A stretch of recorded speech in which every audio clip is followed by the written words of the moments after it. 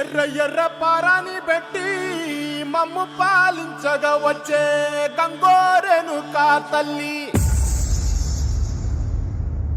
నల్ల నల్ల కాటుగా పెట్టి మమ్ముదయ చూడగా వచ్చే గంగోరెను కా తల్లి,